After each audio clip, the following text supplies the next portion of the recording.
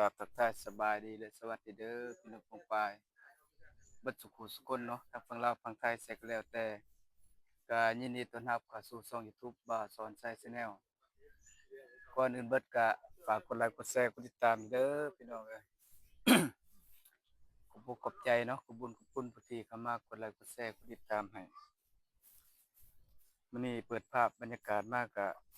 อยู่ตรงไร่ตรงนาพี่น้องเอ้ยมีเวลา มาเสาะไม้เนาะเราไม้เสาะไม้เฮ็ดเตียงพี่น้องเอ้ย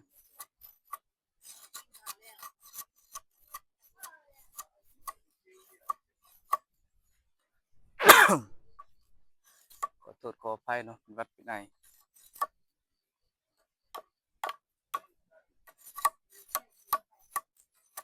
เด็ดเตียงพี่น้อยอ่าเนี่ยสิเกิดลูกเนาะเฮ็ดโต๊ะเฮ็ดเตียง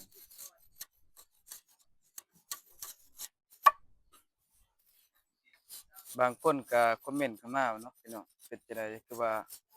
เอาคลิปเพิ่นลงว่าซั่นเนาะเพราะว่าบ่าวสอนไส้เอาคลิปของ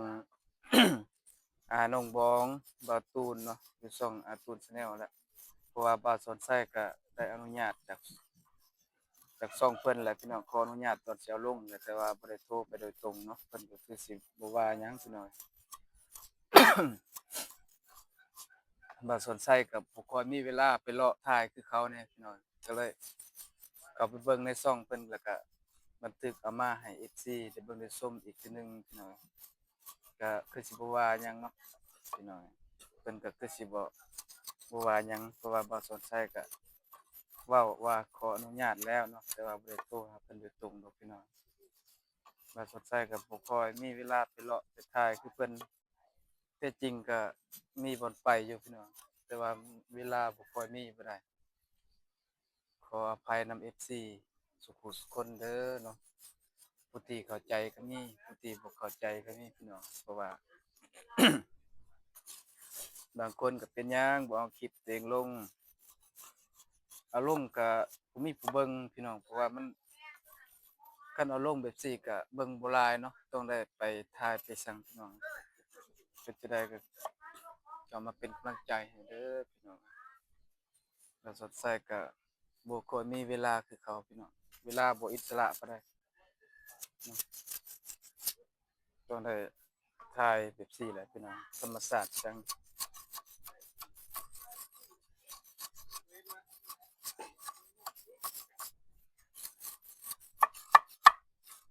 ตอกไม้พี่น้องเอาไม้ไปตอกเฮ็ดเตียงเนาะไม้สร้างไผ่พี่น้อง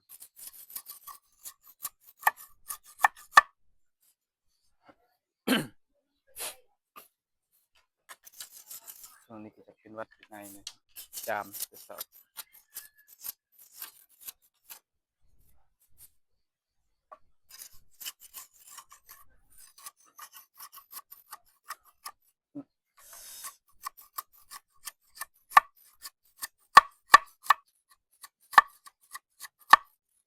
ซ้อมมาสอกๆวานนี้ปั้นข้าวเนาะปั้นข้าวคนบ่ทันแล้วนี่ป้าแต่ว่าปั้นนั่นแล้วแหละเนาะบ่ทันคนว่าสิคนนี่คนให้มันแล้วเอามาไว้อยู่บ่อนไว้ข้าว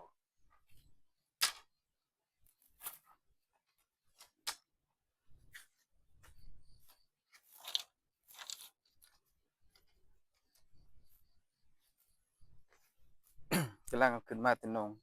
น้ำพี่น้องอยู่หนองสระแช่ไว้อย่ามันเหี่ยวเนาะ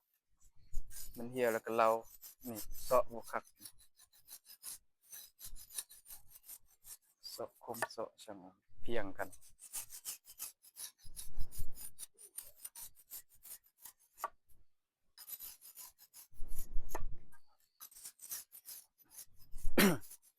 มีเวลาก่อนพี่น้องมีเวลามีเงินไปเลาะถ่ายให้เบิ่ง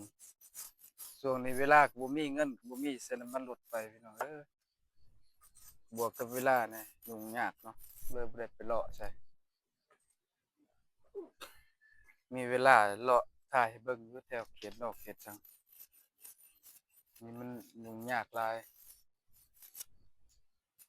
ยุ่งเวลาก็บ่มีเวลาไปถ่ายคลิปจังออกเขตเมืองนอกพู้นเนาะ คือเขาเจ้าไปหาสัมภาษณ์จังบ่ค่อยมีเวลาอีกเนาะยากหลายบางคลิปก็ได้เอาคลิปเพิ่นมาลงพี่น้อยขออภัยนำเด้อ FC เบิดสุขุสุคน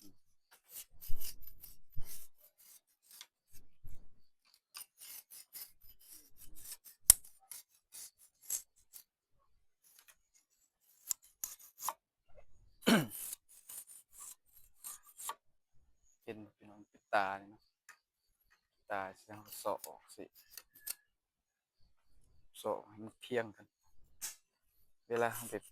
ตอกใส่เอียงใส่หยังเพียงเลยพี่น้อง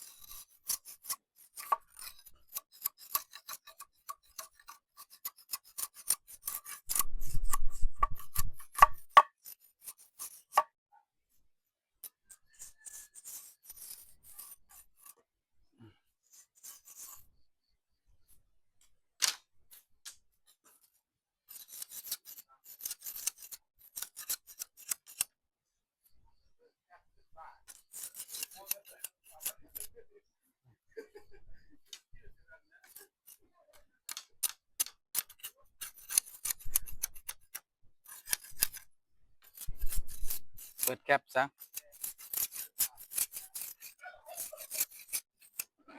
เปิดแก๊ปซะแก๊ปรถบ่เขาให้เปิดอีซัง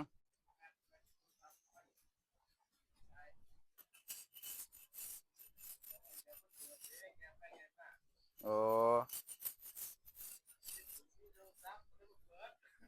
เจ้าบ่ถือโคมไปนำเอาโคมไปแล้วก็แฮงพุ่งกว่าหมู่ติ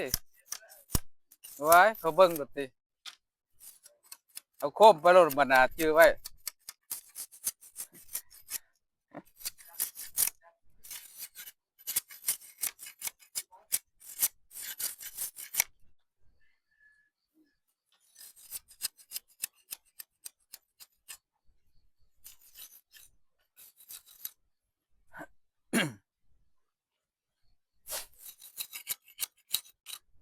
ยังหลายพี่น้องเสาะแต่แล้ว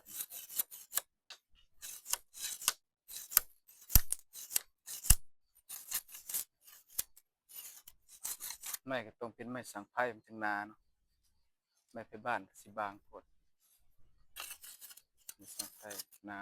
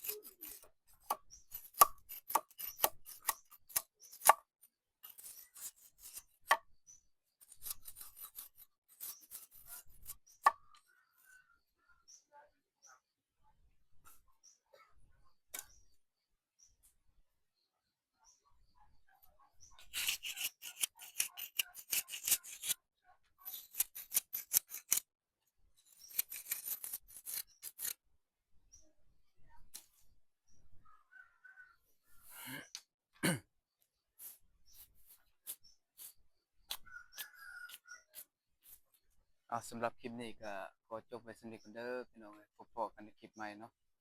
สำหรับคลิปนี้ก็ขอจบไว้ส่ำนี้จังใดก็เข้ามาเป็นกำลังใจให้บ่าวสอนซันเด้อพี่น้องเข้ามากดไลค์กดแชร์กดติดตามแหน่เนาะคอมเมนต์เข้ามาได้พี่น้องสำหรับคลิปนี้ก็ขอจบไว้ส่ำนี้ก่อนสุดท้ายนี้ขอกล่าวคำว่าสบายดีและสวัสดีเด้อพี่น้องเบิดสุขสุขคนเนาะ